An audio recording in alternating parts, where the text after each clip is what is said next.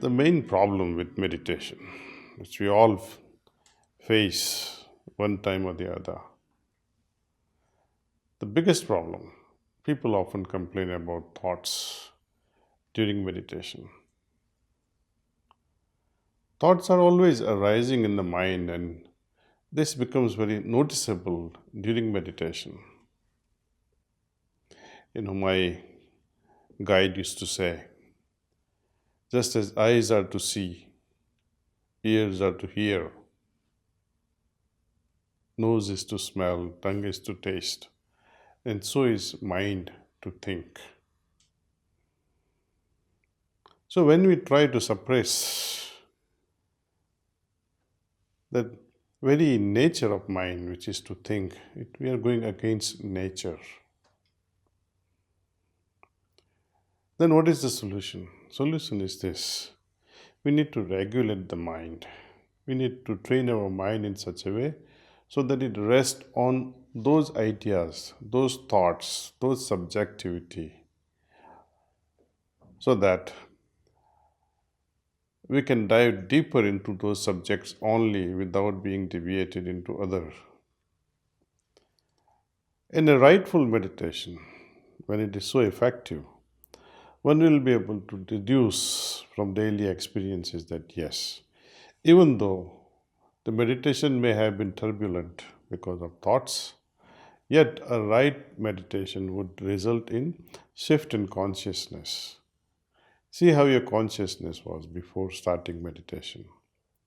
And after meditating for 20 minutes, 30 minutes with the help of this transmission, despite of turbulent meditation, you will often see that the result of this meditation was so refined. There is absolute refinement within, there is so much of settledness within. Often we are troubled by the thoughts from the past, out of guilt perhaps, some unresolved matters that they pop up in our minds. And often things that we have not completed, they haunt us during meditation. Before going to sleep also, many things that we remember are related to unfinished tasks, something that we missed out on. So, when such thoughts do arise during meditation, should we get disturbed because it reminds us of our duty? No. Let it come, make a mental note of it, and revert back to this noble process of attending to presence of divine light in the heart.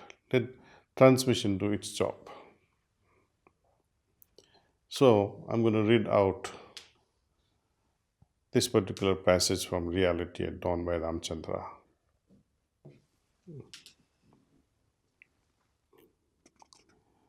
Generally, people complain of numerous ideas creeping into their mind at the time of meditation. They think that they have failed in their practice unless they bring their mind to a standstill. But it is not so. We are not practicing concentration, but only meditation. We must go on with meditation, unmindful of the foreign ideas that happen to come to our mind at the time. The flow of ideas is due to the activities of our conscious mind, which is never at rest.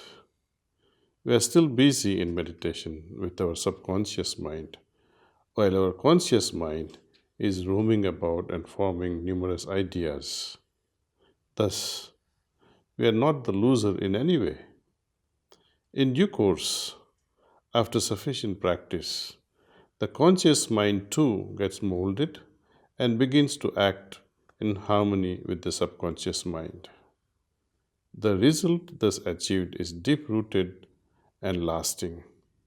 And finally, calmness, the characteristic of the soul, becomes predominant.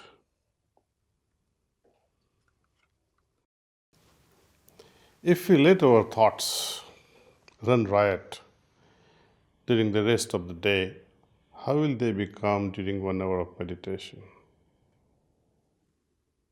So we have to train the mind so that it becomes an instrument for our evolution. The mind can be our best friend or our worst enemy. Mastering this art of keeping our mind focused on one idea is often a challenge.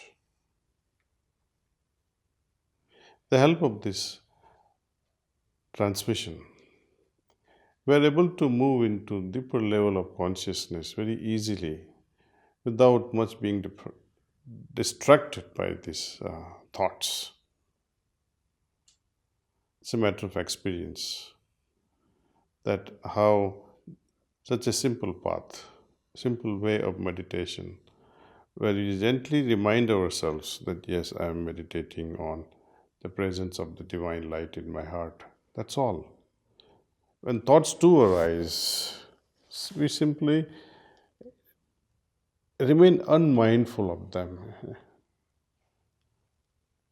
and just divert our attention in a very simple way, in a very um, natural way, to drift attention towards the presence of divine light.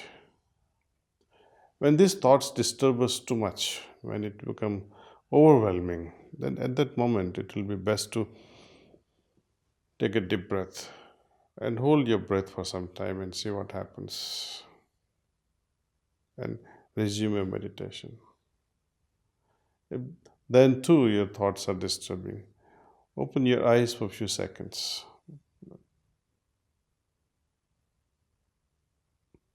and close again gently. See what happens. Or if it is still overwhelming, then take up some nice book, read a passage or two, something that can remind you of divinity, something that reminds you of humanity, something that can remind you of love, compassion, and then resume meditation.